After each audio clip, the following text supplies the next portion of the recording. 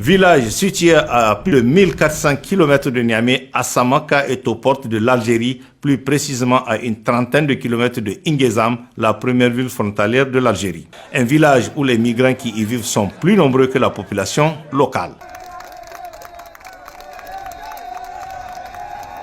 Un village qui accueille des milliers et des milliers de migrants qui sont refoulés d'Algérie. Des migrants subsahariens pour la plupart, dont on peut citer des Nigérians, des Ivoiriens, des Sénégalais et des Béninois. Bref, tous les ressortissants presque de l'Afrique de l'Ouest et même de l'Afrique centrale qui quittent souvent leur pays pour transiter par le Niger et destination l'Algérie où ils s'installent avant de trouver d'autres pays d'accueil. À Asamaka, où ils résident quelque temps avant de franchir la frontière algérienne au prix de 1001 sacrifices, ces migrants africains, selon des témoignages poignants et recueillis sur place, vivent un calvaire inimaginable en Algérie. Des témoignages assez troublants où l'on pense que ces migrants qui sont sous la protection du gouvernement algérien et même de certaines organisations en charge de l'accueil des migrants verront le bout du tunnel une fois en terre algérienne. Leur calvaire ne fait que commencer, comme en témoignent les propos de ces migrants que nous avons rencontrés à Asamaka et qui viennent juste d'arriver de l'Algérie il y a quelques heures.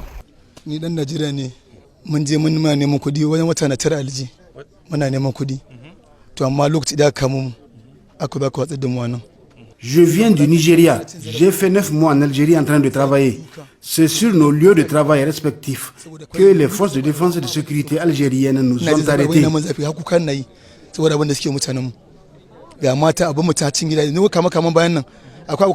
On a été d'abord regroupés dans un camp avant d'être refoulés dans des conditions que vous ne pouvez même pas imaginer. On a été entassés comme des objets tout en nous frappant. Beaucoup d'entre nous ont été blessés et d'autres ont contracté des maladies sans avoir droit aux soins. Comble de malheur, tous nos biens et objets de valeur ont été retirés. Téléphones portables, montres et bijoux. Je suis nationalité guinéenne. Nous les migrants, même ici, comment ils traitent les gens. Les tamaracètes algériens, ils ne sont pas honnêtes. Parce que d'un Sindé, premier, dès si on arrive là-bas, on retire l'argent, on retire le téléphone, on retire tout, on laisse les personnes encore. Je suis sénégalais, j'ai 28 ans. C'est qui nous frappent, c'est qui prennent nos portables et tout. Voilà. Ce sont des Algériens? Si, il y a deux parties. Un parti algérien, l'autre là où c'est les Blacks, c'est les l'Afrique de l'Ouest. Ils sont là-bas. Ils sont là-bas avec les couteaux et tout, voilà. Parce que c'est les Kepso qui nous vendent. J'ai pu le Bénin. Donc j'ai passé à peine 4 mois en Algérie. Je suis arrivé là-bas le 6 novembre. Ils ont arraché nos téléphones avec les sous qui étaient là.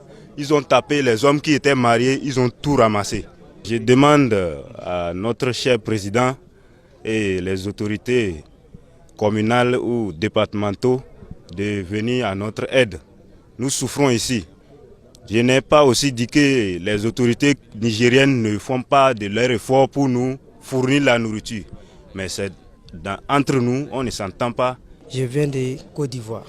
Quand ils nous attrapent et nous laissent, et puis ils prennent l'argent avec nous et nous laissent et nous envoient. Des fois, ils nous prennent, on nous a gardé un peu de temps. L'argent qui est avec nous, avec le téléphone, ils prennent avec nous et puis ils nous laissent.